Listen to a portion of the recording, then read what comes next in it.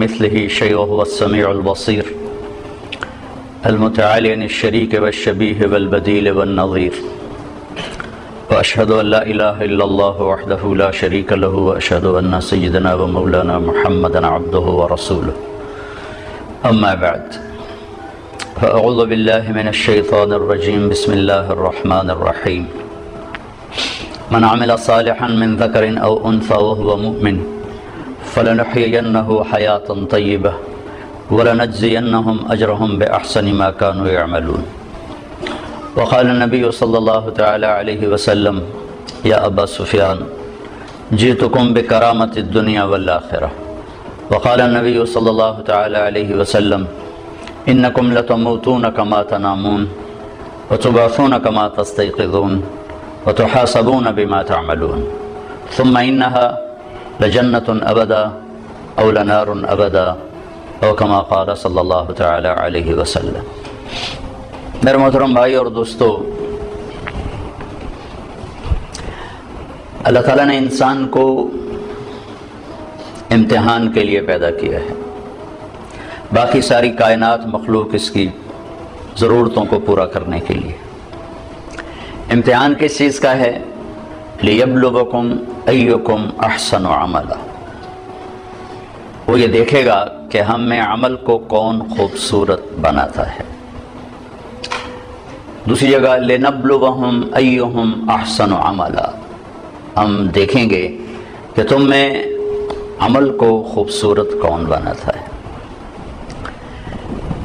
لیکن ایک عجب بات ہے کہ پیدا کیا جاہل، ساری کائنات انتہائی تعلیم یافتہ پیدا ہوتی، ایک چونٹی 1 سینٹی میٹر سے آگے نہیں دیکھ سکتی۔ آپ اس کا لائن میں چلنا دیکھیں، جو وہ گھر بناتی ہے وہ دیکھیں، اور دیمک کو نظر ہی کچھ نہیں ہے تو بالکل ہی اندھی ہوتی۔ تو افریقہ کے سفر میں جنگلوں سے گزر ہوا تو ان کو اتنے بڑے بڑے گھر بنے ہوئے مٹی کے کہ ہتھوڑے ٹوٹ جائیں ان کو توڑنے کے لیے، کلہاڑیاں کند ہو جائیں ان کو توڑنے کے لیے، اور اندھی۔ ربنا الذی اعطى كل شیء خلقه ثم هدى، ساری کائنات کے لیے تو یہ بتایا کہ رب وہ ہے جو ہر چیز کو پیدا کرتا ہے پھر اسے ہدایت دیتا ہے، یعنی زندگی گزارنے کا علم دیتا ہے۔ انسان کے بارے میں یہ فرمایا واللہ اخرجکم من بطون امہاتکم لا تعلمون شیئا، اللہ نے تمہیں ماں کے پیٹ سے نکالا، تم کچھ بھی نہیں جانتے تھے، صفر۔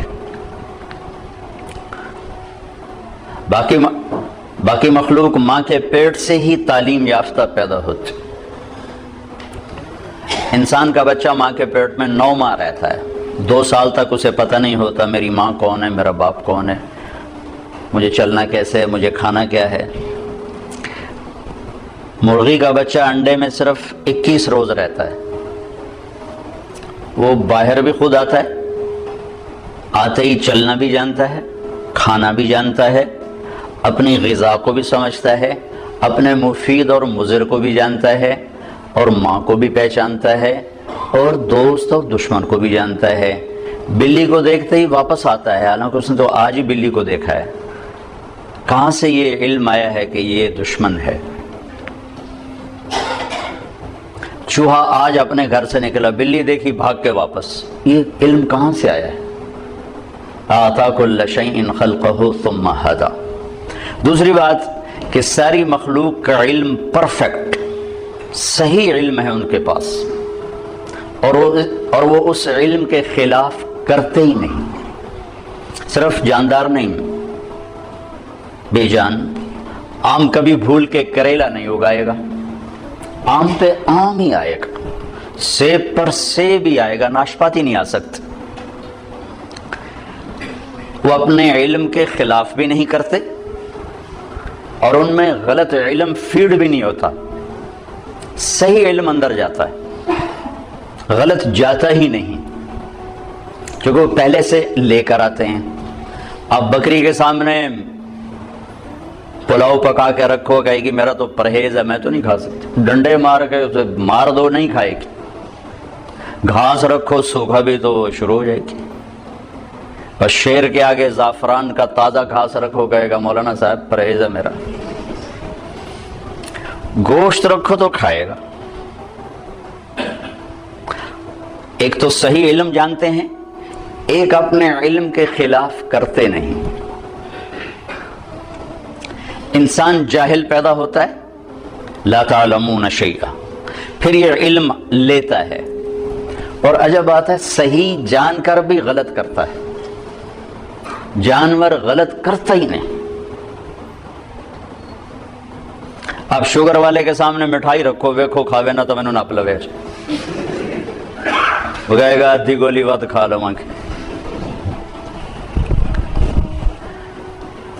تو ایک انسان پیدائشی طور پر جاہل، آگے دو منڈیاں ہیں، سچ کی اور جھوٹ کی، صحیح کی اور غلط کی، دو راستے ہیں۔ انا ہدیناہ السبیل اما شاکرا و اما کفورا ہدیناہ النجدین فمن شاء فلیؤمن ومن شاء فلیکفر، دو راستے ہیں، دونوں پر چلنے کے لیے اسباب بھی موجود ہیں، بتانے والے بھی موجود ہیں، دو علم ہیں، دونوں کے بتانے والے بھی موجود ہیں، سکھانے والے بھی موجود ہیں، چلنے والے بھی موجود ہیں، لیکن انسان صحیح جان کے بھی غلط کرنے کی طاقت رکھتا ہے۔ سچ کا کون انکار کرتا ہے کہ دنیا کی خوبصورت ترین صفت ہے سچ؟ سارا بازار جھوٹ بولتا ہے کہ جانتے ہوئے کہ سچ نجات دیتا ہے، جھوٹ ہے۔ تو انسان اپنے علم کے خلاف کرنے کی طاقت رکھتا ہے، غلط اور صحیح دونوں لینے کی طاقت رکھتا ہے، کہ اللہ تعالیٰ نے اس کو امتحان کے لیے پیدا فرمایا ہے۔ پھر اس کے ساتھ کچھ بنیادی کمزوریاں، ایک تو ہم پیدائشی جاہل پیدا ہوئے، چند خامیاں بڑی، وَكَانَ الْإِنسَانُ عَجُولًا، اے میرے بندے تو جلد باز بہت ہے، إِنَّهُ كَانَ ظَلُومًا جَهُولًا، ظالم بھی بہت ہو اور جاہل بھی بہت ہو، کوئی چھوٹے موٹے جاہل نہیں ہو، بہت بڑے جاہل ہو، چھوٹے موٹے ظالم نہیں ہو، بہت بڑے ظالم ہو۔ وَكَانَ الْإِنسَانُ كَفُورًا، بہت بڑے درجے کے ناشکرے ہوں۔ وَكَانَ الْإِنسَانُ أَكْثَرَ شَيْءٍ جَدَلًا، بہت زیادہ لڑنے جھگڑنے والے، غصے والے ہوں۔ وَكَانَ الْإِنسَانُ كَفُورًا، بہت بڑے ناشکرے ہو۔ وَكَانَ الْإِنسَانُ قَتُورًا، بہت بڑے بخیل، بخیل۔ یہ چند ایک بنانے والے نہیں، ہمارے نقائص ہمیں بتائے ہیں، قرآن سے ایکس رے کر کے ہمیں بتایا ہے کہ ایک تمہارے اندر پیدائشی یہ چند سقم ہیں، جاہل، ظالم، جلد باز، بخیل، ناشکرا، غصے اور جھگڑے والا۔ اور بھی کئی سارے ہیں، حلو، جزوع، منوع، یئوس، قنوط، فرح، فخور، یہ سب اللہ تعالیٰ نے بتائی ہیں، جس نے پیدا کیا اس نے بتایا ہے۔ یہ سب کچھ بتا کے اللہ ہم سے یہ اقرار کروانا چاہتا ہے کہ تم کہو میں جاہل ہوں، مجھے کچھ نہیں آتا، چونکہ سیکھنے کا کام اس وقت شروع ہوتا ہے جب آدمی کہتا ہے مجھے نہیں آتا۔ جب وہ پہلے سے ہی دعوے دار ہو مجھے سب پتا ہے، تو اسے کون سکھائے گا؟ تو اللہ ہم سے اعتراف کرواتا ہے کہ مانو کچھ نہیں آتا۔ ویسے بھی اتنی بڑی کائنات کا ہم ایک چھوٹا سا جز ہیں، اور جز اپنے کل کو کیسے پکڑ سکتا ہے؟ اب ہم ایک چھوٹے سے ہال میں بیٹھے ہوئے ہیں، اور یہ میزان بینک کی عمارت بہت بڑی ہے، یہاں بیٹھ کر ہم ساری عمارت کا علم حاصل نہیں کر سکتے۔ کائنات اتنی وسیع ہے کہ اس کی لمبائی چوڑائی کو اللہ کے سوا کوئی نہیں جانتا۔